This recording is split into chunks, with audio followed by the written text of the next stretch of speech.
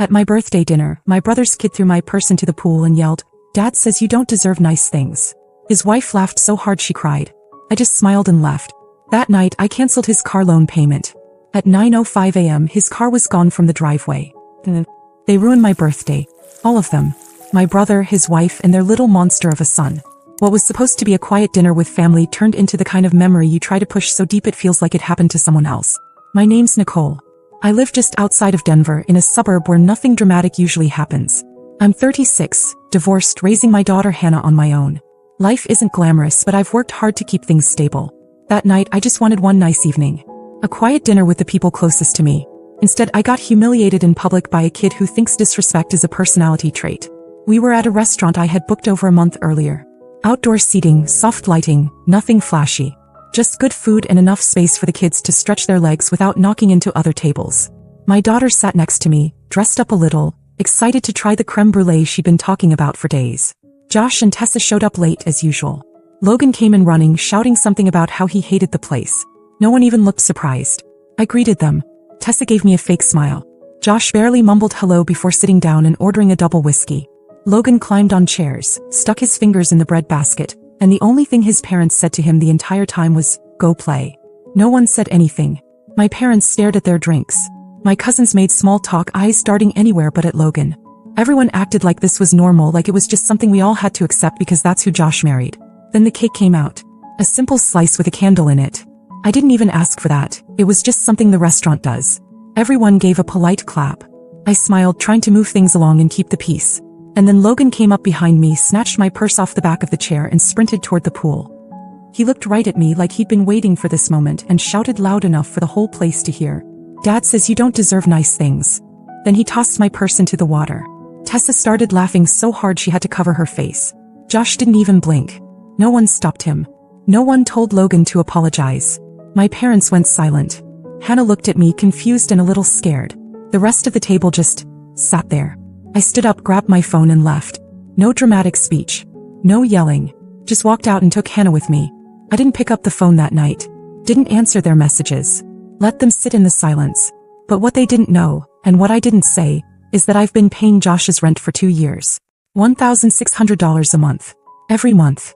I never told anyone. He lost his job and I thought I was doing the right thing for his kids. I also covered his car loan, something he begged me to do, just for a few months. When I got home I opened the banking app and shut it all down. Cancelled the rent payment. Cancelled the car loan autopay. Just like that. The next morning, 9:05 a.m. he called. I ignored it. Then came the text. "Where the hell is my car?" No punctuation. No hi. Nothing. I didn't reply. But I did drive past his house later that day. The driveway was empty. That was just the start. Josh didn't stop calling. Not that day, not the next. Voicemails, texts, even emails. First it was confused. Then angry. Then desperate. He never once apologized. What he did say was that the towing company told him the car was repossessed at 8:45 a.m. That his boss had called wondering why he didn't show up for his shift. That he had to Uber to work and back. That Tessa was livid. I ignored every message. I didn't even open most of them. On the third day the tone changed. Suddenly he remembered I was his sister. He sent a photo of Logan holding a drawing with the words, "Sorry Aunt Nikki," scribbled in blue crayon. Like that would erase what happened. Like a kid with a marker could fix years of being taken for granted. What he didn't know yet was that rent was also due that week. I got the first call from his landlord 2 days later. A polite voicemail asking if I had accidentally canceled the usual transfer. I didn't respond. Not my responsibility anymore. Then Tessa texted me pretending nothing had happened. Just, "Hey, can you send the rent today? We're short this month." No mention of the purse. No mention of the dinner. Just fake casual like always. This time I did respond. I said, "I won't be covering your rent anymore. Please make other arrangements." 10 minutes later Josh called me 6 times in a row. Then he switched tactics and started texting my parents asking them what was wrong with me. They didn't know what to say. My mom called and said she wasn't taking sides but hoped I'd think things through. My dad said nothing at all. By the weekend I got another message. This one less polite. "You know we can't afford this place without you. So you're really gonna let your niece and nephew get evicted? You're that bitter." That's when I realized they still didn't get it. I wasn't being bitter. I was done. But I wasn't finished. Because another payment was about to come due. One I knew they couldn't cover without me. Tuition for their 2 kids' private school. Logan and his older sister went to some fancy charter academy Tessa insisted on, even when they had no money for it. I had been covering that too, ever since they begged me 2 years ago not to let their kids fall behind. I opened the school's online portal, deleted my billing info and turned off all autopay settings. It felt good. Not petty, not cruel, just necessary. 2 days later I got the first sign of what was coming. I walked outside in the morning, coffee in hand, ready to drive Hannah to school. My car was scratched down the passenger side. Bong. As if someone had taken a key and dragged it in a deliberate slow line from the front door to the rear bumper. On the windshield, a perfect star-shaped crack right where the driver looks through. I didn't cry. I didn't even take a photo at first. I walked back inside, sat down and called my friend Ellie. She's the one who told me what to do next. I didn't sleep the night I found the scratch in the cracked windshield. I just lay there in bed staring at the ceiling, wondering how the hell it got to this point. Wondering how someone could take your generosity, drain it for years, then punish you for finally saying no. The damage wasn't random. The line carved into the side of my car wasn't a quick swipe. It was long, deliberate, almost careful. The windshield had a perfect starburst crack right in the middle of my view. I knew exactly what it was. A warning. Their idea of payback. And the most pathetic part? They did it thinking I'd cave. That I'd panic, pick up the phone and start paying again. I didn't. That I called Ellie. She's been my friend since college and she doesn't sugarcoat anything. I didn't even finish explaining before she cut me off. You need to press charges. I hesitated. I'd never filed anything in my life. It felt serious. Permanent. And maybe that's what scared me. Because once I did that, there would be no pretending we were still some kind of family. But then Ellie asked me something that flipped a switch in my head. What if it had been Hannah's birthday? What if that had been her purse? Her car? I didn't have an answer. Because I already knew. That night I sat down with Hannah. She had been quiet all weekend, like she wasn't sure if she was allowed to ask questions. I told her the truth. That I thought Uncle Josh and Aunt Tessa were the ones who did it. I didn't go into details, but I wanted her to know something wasn't okay. She just looked at me for a second and then said, you know, Logan's mom told him to do it. I froze. Apparently while I had stepped away to the restroom at the restaurant, Tessa leaned down and whispered something to Logan. Hannah didn't catch it all, but it was something like, show her she's not better than us. Hannah thought maybe it was a joke, but now she wasn't sure. That confirmed it for me. And then I remembered something else. The restaurant had security cameras. Outdoor patio high-end place, they always do. I called the manager and asked if they kept recordings. He was polite, helpful, and within a few hours I had the footage in my inbox. It was all there. Logan grabbing the purse. The throw. Tessa laughing so hard she nearly doubled over. Josh not even flinching. You couldn't hear the audio clearly, but Logan's line came through. Dad says you don't deserve nice things. I sent it to Ellie. She didn't even reply with words. Just sent me the contact info for a lawyer and told me not to wait. By the next day the fallout had begun. Josh and Tessa were texting again. But this time it wasn't about rent. It was about school. Apparently, the tuition payment had bounced and the school sent them an alert that both kids were now listed as unpaid. Their daughter's fall enrollment was put on hold. Logan's class assignments had been pulled from the system. They tried every angle. First it was fake sweet. Hey Nicole, there's been a mix-up, could you fix the payment really quick? Just while we sort this out. Then came the guilt. You're punishing the kids. They didn't do anything. Then finally the blame. You're blowing all this out of proportion. You're being vindictive. I didn't respond to a single one. On Sunday morning they came to my house. I saw them through the peephole. Josh standing with his hands in his hoodie pocket. Tessa behind him, arms crossed like she was there for moral support in a court case. I opened the door halfway. Not to talk, just to let them say what they clearly came to say. Josh went first. You could have handled this privately. Tessa followed. We've had a rough year. You've always helped before. We thought you understood. I didn't say anything. Just listened. Then Josh said it. You're really gonna throw away family over a purse and a couple of payments? That's when I felt it. Not rage. Not even sadness. Just done. I closed the door without a word. Locked it. Sat back down at the kitchen table with Hannah, who was quietly eating cereal like this was all completely normal. 5 minutes later, I opened my laptop, pulled up the police department's non-emergency portal and filed the report. Destruction of property. With video evidence.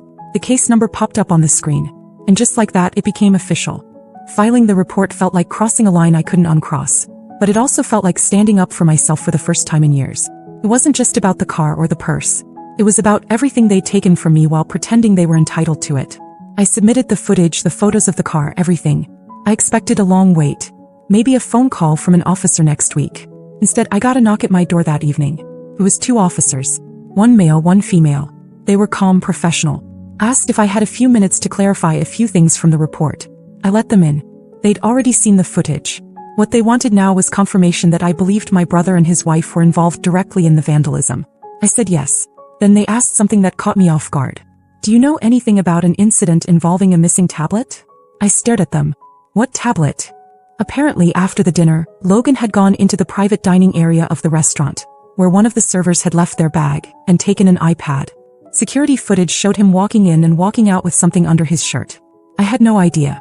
The server didn't realize it until later that night. Filed a report with the restaurant, who checked the cameras and had already submitted everything to the police. The twist. Josh came back the next morning and returned it. Said Logan found it in the parking lot. No apology. No explanation. Just dropped it off and left. That incident had already flagged them in the system, which meant my report paired with that one escalated everything. The officers thanked me for my time and left. I closed the door, heart pounding. Not because I was scared, but because it finally felt like people were starting to see what I had dealt with for years. The next day, the official notice came. Josh was being investigated for contributing to the delinquency of a minor. The vandalism charge was under review pending confirmation of prints on the object used to scratch my car. They were also reviewing the tablet incident more seriously now that there was a pattern. By Wednesday, our parents found out. And just like I feared, they didn't pick a side. My mom called, voice tired, asking if I was sure I wanted to go this far. She said maybe Logan just needed a firm hand, and maybe Josh and Tessa were just overwhelmed. I told her I didn't file a report because of Logan. I filed it because of them. My dad, on the other hand, tried to play neutral. Said he hoped we'd all talk it out like adults before things got worse. As if there was a conversation left to have. That night, Tessa posted on Facebook. Not naming me directly, of course, but it was obvious. A dramatic post about fake family who pretend to care until they turn on you the second life gets hard.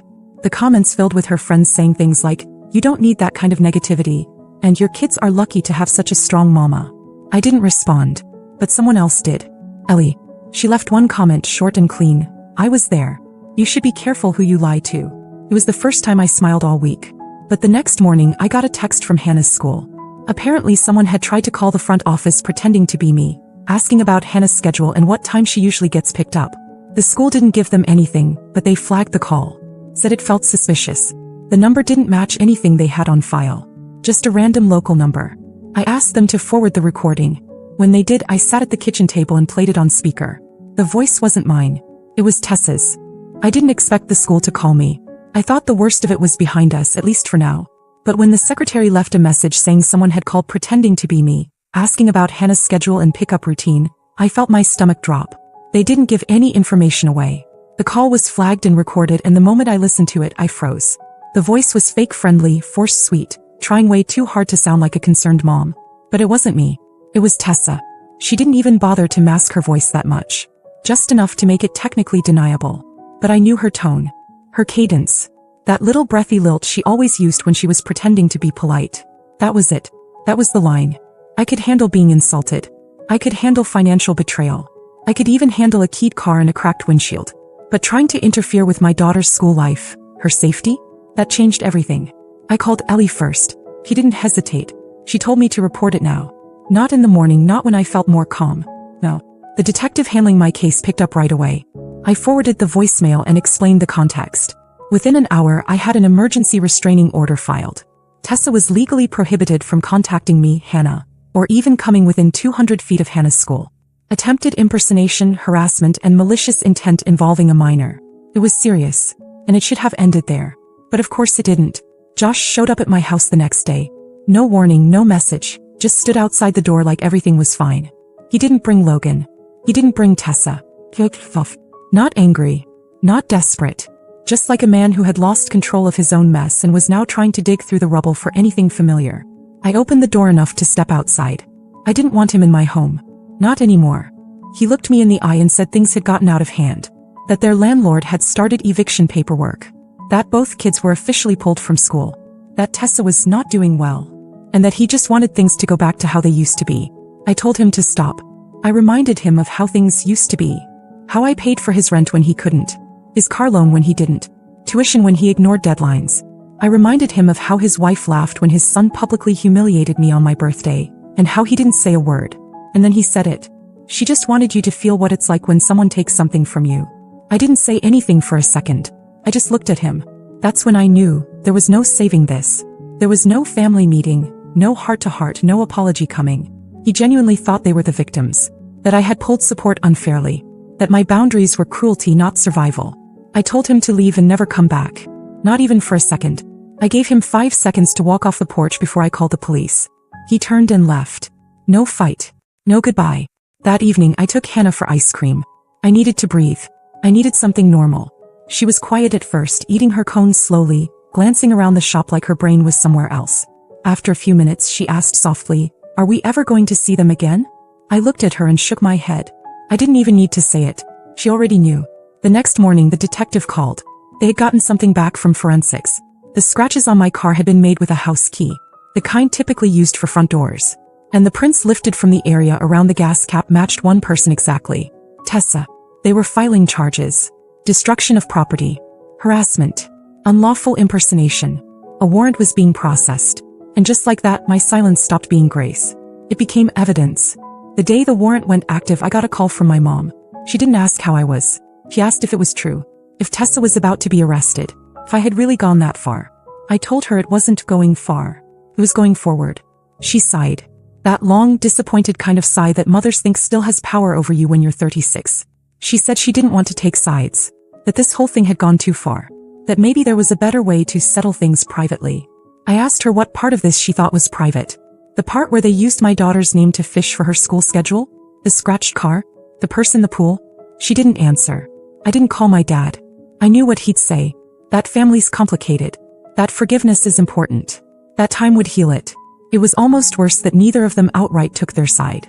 This weird in-between stance, refusing to pick but still judging me for drawing a line. They didn't realize that was its own betrayal. Ellie was the only one who stayed steady. She helped me file for long-term restraining orders. She was there when I met with the DA to go over the charges. And when the officer called to confirm that Tessa had been taken in, calmly, without drama, booked and released with a court date, she brought over pizza and didn't ask for details. Just sat with me and Hannah and watched a movie like normal life still existed somewhere. Josh tried once more. One last text. It said, "Hope you're proud. You ruined our family." I didn't reply. Not out of pettiness, but because I wasn't going to defend myself to someone who had never once defended me. I blocked him. A week later I changed my number. The hardest part came when I explained everything to Hannah in full. She had seen most of it, but she deserved to know why we weren't going to holidays at Grandma's anymore. Why we wouldn't be seeing Logan at birthday parties. Why things that used to be normal would stay broken. She didn't cry, but she didn't say much either. She just asked, "So it's really over, isn't it?" And I told her the truth. Yes, it is. I don't know what'll happen to Josh and Tessa. I've heard rumors. They had to move out of the apartment. The school didn't take the kids back. Tessa's facing fines, maybe more. I've stayed out of it. Blocked, deleted, cleared the slate. It doesn't feel like revenge. Feels like release. This year I didn't plan a birthday dinner. Hannah and I went to the mountains for the weekend. Just the two of us. She picked the playlist. I let her have ice cream for breakfast one morning. We laughed. We were quiet. And we were free. And for the first time in a long time I felt like I had something worth celebrating again. Sometimes I still catch myself remembering old holidays. The way Josh used to make everyone laugh at Thanksgiving, how we used to sit around playing board games after dinner. Before everything twisted. Before the taking started to feel normal. I don't miss them. But I miss the version of them I thought I knew. Hannah's been different too. A little quieter, a little more careful about who she trusts. I hate that she had to see it all. But I'm proud of how she handled it. How she stood beside me even when none of it made sense. I think she understands now that protecting peace sometimes means walking away from people who live in chaos. Sometimes the hardest thing isn't cutting someone off. It's realizing they were never really holding on to you in the first place. Not because I'd won, but because I finally stopped losing.